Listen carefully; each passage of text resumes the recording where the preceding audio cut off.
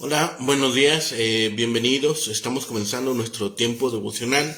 En esta mañana, el día de hoy, estaremos revisando del capítulo 41 del libro del profeta Isaías, los primeros 9 versículos para nuestro tiempo devocional que hemos titulado El desafío de Dios a las naciones.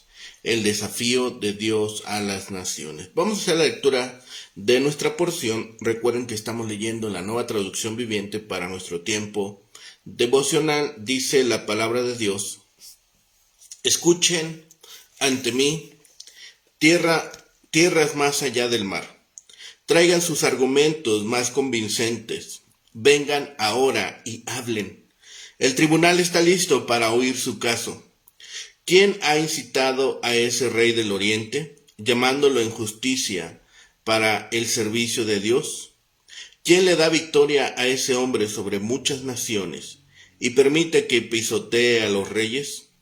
Con su espada reduce a polvo a los ejércitos y con su arco los esparce como la paja ante el viento. Los persigue y avanza seguro.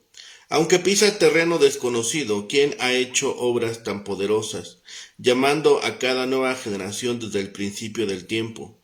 Soy yo, el Señor, el primero y el último. Únicamente yo lo soy. Las tierras más allá del mar observan con temor. Las tierras lejanas tiemblan y se movilizan para la guerra. Los fabricantes de ídolos se alientan unos a otros y dicen: sé fuerte. El escultor anima al orfebre, y el que hace moldes colabora con el yunque. Muy bien, dicen, está quedando bien. Con cuidado juntan las piezas, después sujetan el ídolo para que no se caiga.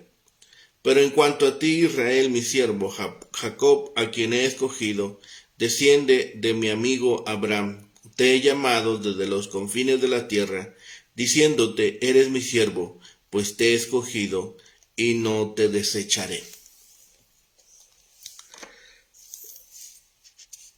En esta porción vemos la fidelidad del Dios de Israel. El pueblo que estaba esclavizado tendería a dudar de la fidelidad de Jehová. En esta porción de Isaías descubrimos 5 formas en que el Omnipotente les asegura su fidelidad, aún en medio de las circunstancias más sombrías. Lo primero que observamos es usando a los paganos para realizar sus propósitos. El Señor invitó a todos los pueblos a contemplar su obra. La pregunta clave es ¿quién? El justo que vendría de oriente sería Ciro, y en los versículos 2 y 3 se describen sus movimientos y sus conquistas. ¿Quién lo controlaba y usaba para sus propósitos? Solo Jehová. Él movilizaría a las naciones para demostrar su fidelidad a su pueblo. Las naciones paganas reaccionan a los movimientos de Ciro, como se describe en los versículos 5 al 7. Se llenan de terror y espanto, se unen entre sí para tener mayor fuerza y confían en sus ídolos para que no les pueden ayudar. Al ver estos movimientos, el pueblo esclavizado de Israel debía comenzar a regocijarse porque sería señal de que pronto serían liberados. Lo segundo es reconociendo el lugar de privilegio que Israel ocupaba en su plan. Dios les confirma que son el pueblo escogido porque habían sido escogidos en Abraham. Además de haber sido seleccionado, el Señor consideraba a Israel su siervo, aún en el cautiverio. No lo había desechado como tal. Así que hay un llamamiento a los gentiles. El justo o guerrero que Dios levanta del oriente es Ciro, cuya rápida carrera de conquistas y victorias se anuncia aquí 2 siglos antes de realizarse. Es obra de Dios, que solo Él pudo preparar y anunciar. Además de la flaqueza de los ídolos ante los estupendos acontecimientos de la historia, los paganos no sabían hacer más que tallar imágenes. Se repite el frecuente tema de la locura, que el hombre confíe en la obra de sus propias manos. Hay por tanto una confrontación de Dios con las naciones. El Señor confrontó a los pueblos y a las costas, los lugares donde vive más la gente, cara a cara con su juicio. De las 15 veces que se menciona costas o islas en el Antiguo Testamento, 14 se encuentran en Isaías. Juntas, las costas y las naciones o los pueblos se refieren a todos los habitantes de la tierra. Al sugerir que se reunieran, estemos juntamente, Dios no pensaba en una negociación, sino que convocaba a la congregación para que conociera la verdad de sus palabras. Dios se dirige a las naciones y les dice cómo Él controla la historia. Ellas, a fin de cuentas, no pueden determinar su futuro. Por ejemplo, Él despertó a un líder de Oriente, aquel que levantó del Oriente para servir a sus propósitos. Fue llamado en justicia justo. No significa que este guerrero fuera justo, sino que llevaría a cabo el plan justo de Dios en la tierra. Él cumpliría la voluntad de Dios aún sin saberlo. Dios le entrega las naciones y somete a los reyes delante de él. Como conquistador, no podría ser detenido en su avance, convirtiendo a sus enemigos en polvo y hojarasca. ¿Quién fue ese conquistador? El pasaje indica que seguiría por un camino donde sus pies nunca habían pisado. Por tanto, no puede ser un rey asirio. Asiria había invadido el occidente en varias ocasiones, ya que Isaías escribía por adelantado al pueblo que sería esclavizado en Babilonia. Debió hacer referencia a Ciro, el gran gobernador de Persia, quien es mencionado en los capítulos 44 y 45. El Señor había ideado ese plan y lo cumpliría. De manera enfática, Jehová aseguró que Él es el que permite que sucedan los eventos. En tono de burla, Isaías señaló que las alianzas entre naciones no funcionarían para detener los avances de Ciro y los persas, pues llevaban a cabo la voluntad de Dios. El temor de las naciones las llevó a ayudarse y a animarse mutuamente. En lugar de volverse al Dios verdadero, esta gente se involucraría más y más en los cultos de los ídolos. Los dioses falsos de quienes Isaías ya se había burlado no servirían para entorpecer las conquistas de Ciro. Así que la protección de Dios sobre Israel sigue ejecutándose. Dios eligió de manera soberana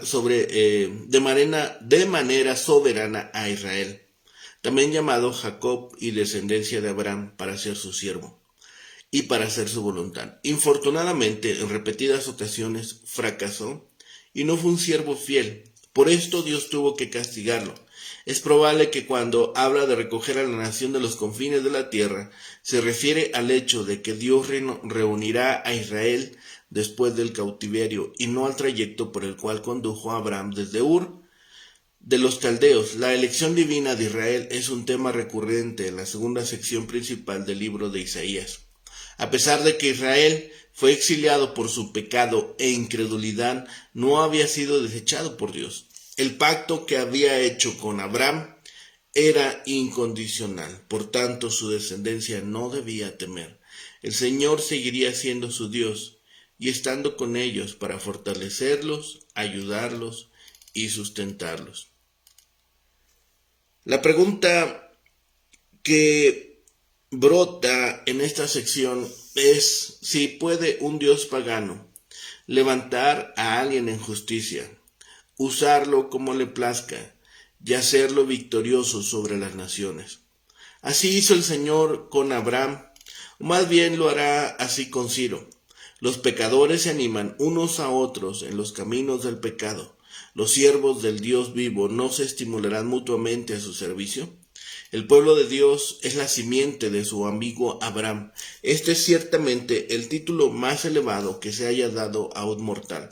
Significa que por gracia divina, Abraham fue hecho como Dios quería y que fue recibido a la comunión con él. Dichosos los siervos del Señor, a los que ha llamado a ser sus amigos y a caminar con él en fe y obediencia santa, que no se rindan al temor de los que así han sido favorecidos, porque la contienda puede ser dura, pero la victoria también es cierta. Estos capítulos nos desplazan la atención a los que esperan en Jehová. En el capítulo 40, versículo 31, hemos visto este versículo de aquellos que han confiado en Dios. El Señor se dirige a las naciones y a las costas idólatras, que hagan acopio de todo su poder y se presenten ante Él, porque tiene un importante asunto que discutir con todos los que adoran a ídolos. Dios ha comisionado a Isaías para que sirva como secretario de todo el procedimiento. Los lectores de los escritos de Isaías deben escuchar, aprender y encontrar consuelo. Parece que la escena corresponde a una especie de tribunal en el que se discuten diferencias entre partes. Las primeras palabras del Señor son como las de un juez que preside llamando al orden en la sala de la corte. Escuchadme, dice, e invita a las naciones para que presenten sus argumentos. La evidencia hablará por sí misma. Dios establecerá su caso y presentará claramente su litigio. Aunque invita a las naciones a que se presenten sus pruebas, ellas nunca exponen una razón, solo hablan entre ellas. La verdad de Dios jamás es puesta en duda. Ningún argumento humano es lo suficientemente fuerte como para poder resistir la verdad absoluta de Dios. Ha sucedido algo que exige discusión, debate y un análisis de fondo. Ha surgido alguien en el oriente que parece ser un conquistador, que somete a los reyes y convierte las espadas y los arcos de sus enemigos en polvo y paja. Él triunfa y obtiene la victoria cuando hace campañas contra sus enemigos. ¿Quién es este conquistador? Al principio la respuesta parece envuelta en el misterio. Primero hay que contestar una pregunta más importante. Antes de darnos a conocer la identidad de ese conquistador, Dios pregunta: ¿quién despertó del oriente al justo? En otras palabras, ¿quién es el responsable? El Señor responde enfáticamente: yo Jehová soy el primero. Él es Jehová, el Dios del pacto, el de la gracia gratuita y fiel, que se reveló a Moisés como yo soy, el ser absoluto y eterno. En ningún momento podemos decir que Dios fue, es decir, que su tiempo ha pasado. Él existió en el pasado sin dejar de ser quien es. Tampoco podemos decir que Dios no es todavía lo que será, ya que en el futuro será el mismo que es hoy. Y como fue en los tiempos de Isaías, Él es eterno y no puede estar sujeto al ciclo del tiempo que Él mismo ha creado. Él es el primero, el que creó primero al hombre, y es el último, el que seguirá siendo cuando los últimos humanos dejen de existir. Al igual que Isaías, el apóstol Juan le sirvió como secretario recopilador a este mismo Dios, de quien oyó decir: yo soy el alfa y la omega, el principio y el fin, el primero y el último. Este Dios es libre de hacer lo que desee. Él es el yo soy, el Señor de toda la historia, el alfa y la omega. No es solo libre de hacer lo que quiera, sino que siempre es el mismo, constante y seguro en medio de la incertidumbre. Jehová Dios dice que Él fue quien convocó al vencedor del oriente. ¿A quién se refiere? Algunos sugieren que es Cristo, otros piensan que es Abraham, pero la respuesta más clara aparece más adelante en Isaías. En este capítulo, un conquistador es identificado solo por la descripción que se da de él en los versículos iniciales, pero después Dios lo dará a conocer claramente como Ciro. El rey Ciro, conocido como el Grande, fundó el imperio persa del que se hizo gobernante alrededor del año 559 a.C. Ciro conquistó rápidamente las naciones vecinas y a Babilonia en el año 539. El debate que Isaías registra aquí parece haber tenido lugar cuando ya Ciro había logrado varias conquistas. Quizás sobre Media y Lidia. Todos esos sucesos ocurrieron unos 150 años después del tiempo en que vivió y escribió Isaías. Cuando el profeta escribió alrededor del año 700, Babilonia no se había convertido todavía en una superpotencia del Oriente Medio. ¿Cómo pudo el profeta saber que Ciro iba a derrotar a los babilonios? Dado que se piensa que Isaías era imposible que lo supiera. A veces se supone que una persona diferente escribió el resto de la última parte de la profecía, alguien que vivió mucho tiempo después y que por tanto conoció al conquistador. Pero nosotros no podemos rebajar a Dios a nuestro nivel con la ilusión de que Él pueda hacer únicamente lo que nosotros pensamos. Como el Señor es el eterno yo soy, el tiempo no significa para Él lo que representa para sus criaturas. Jehová transportó a Isaías a algún lejano punto del tiempo futuro y le reveló estos sucesos. Si creemos que el Espíritu Santo le dio al apóstol Juan su visión del porvenir, no es difícil creer que ese mismo Espíritu de Dios le dio a Isaías una oportunidad similar.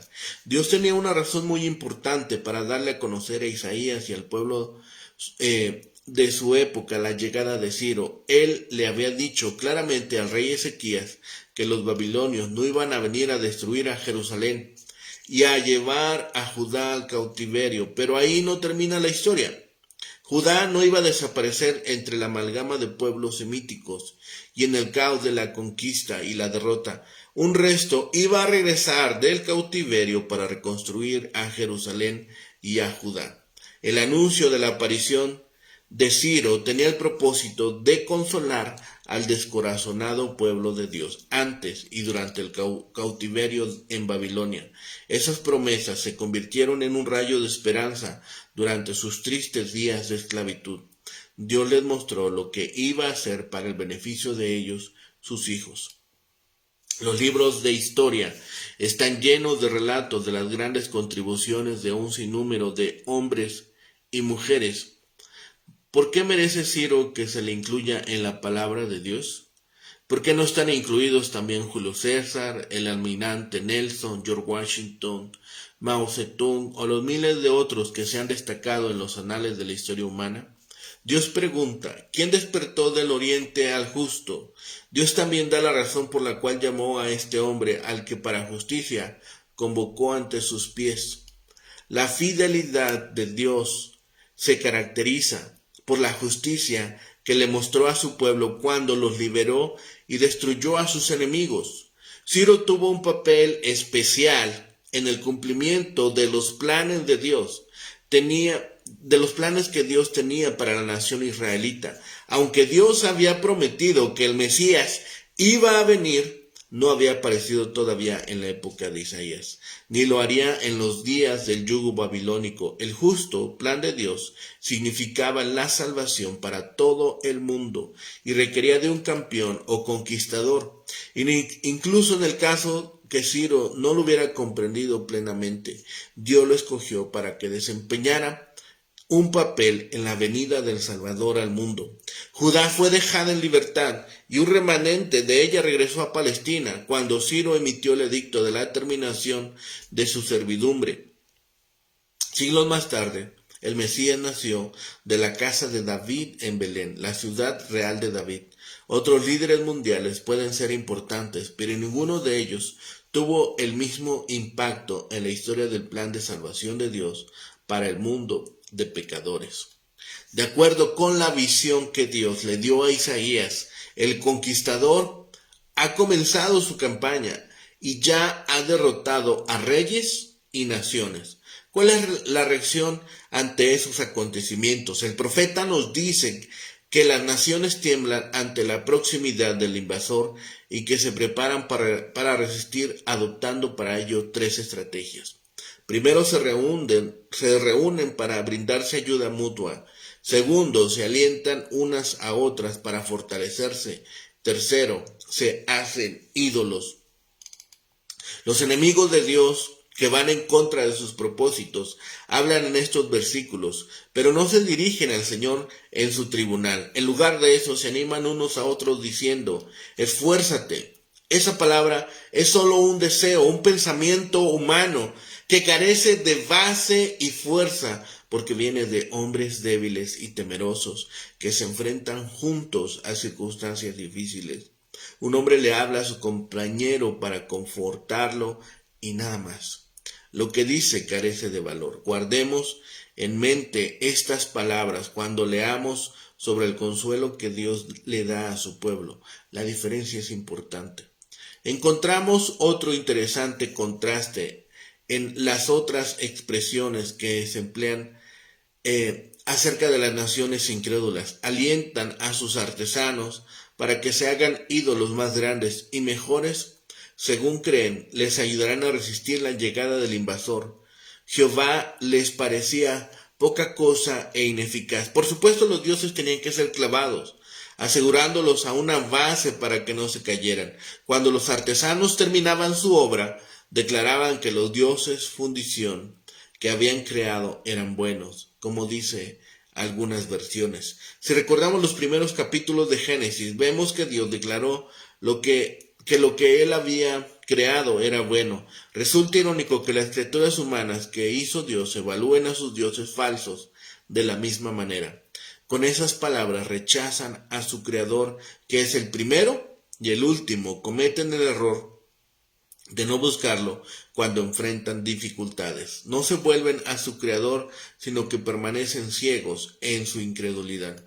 Isaías finalmente desplaza nuevamente nuestra atención del mundo incrédulo hacia el pueblo de Dios.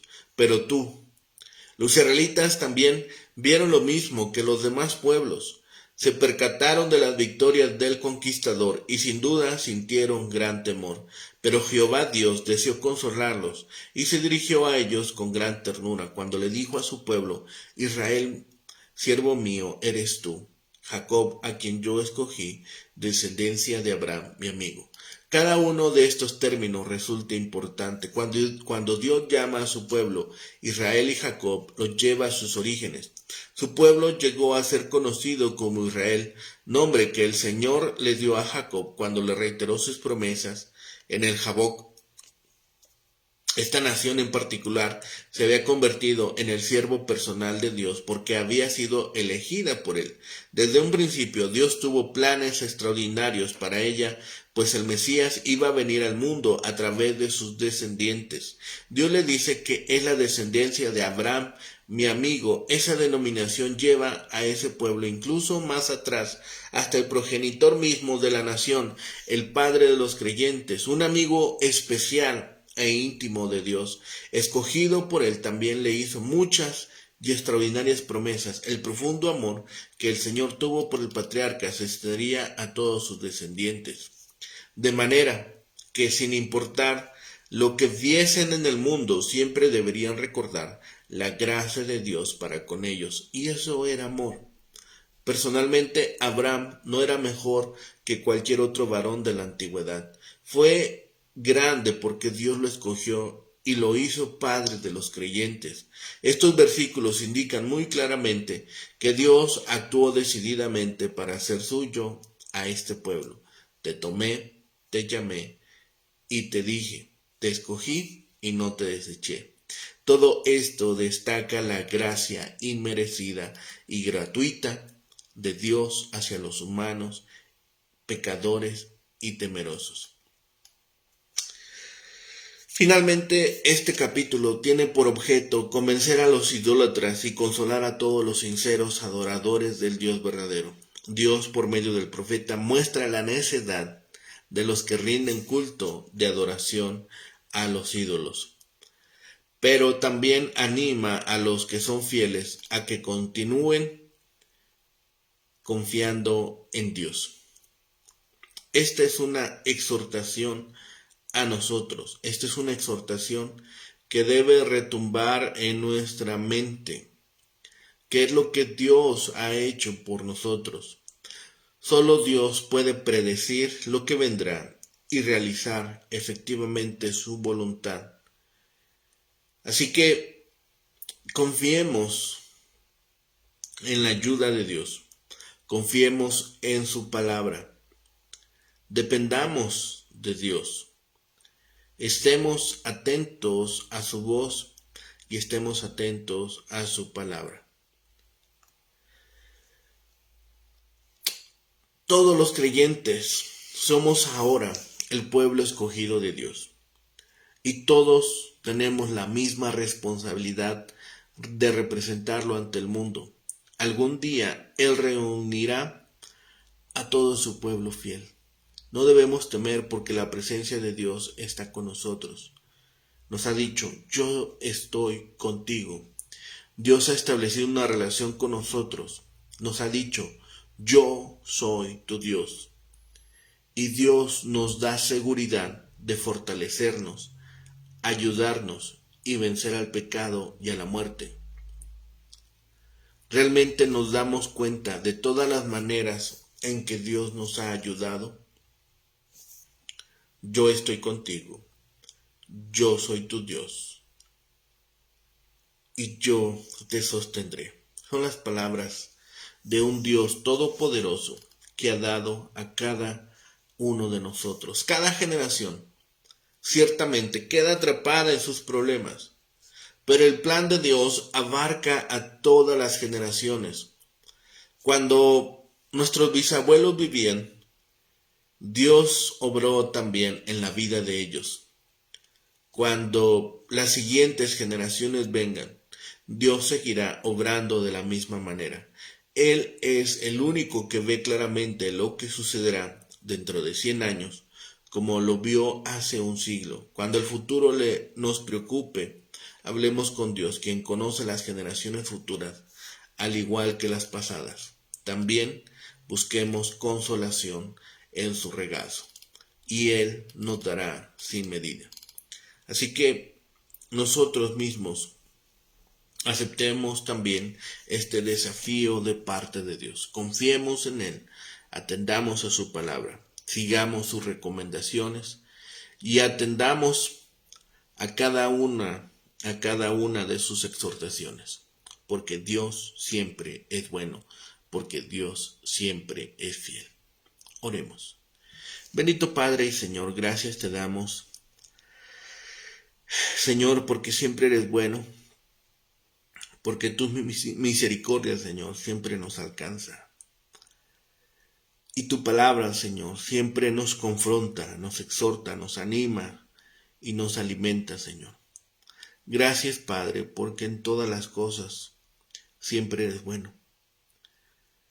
Porque en todas las cosas, Señor, permites que sean para nuestro bien, aún en tiempo de dolor, tribulación, duda, incertidumbre, Señor.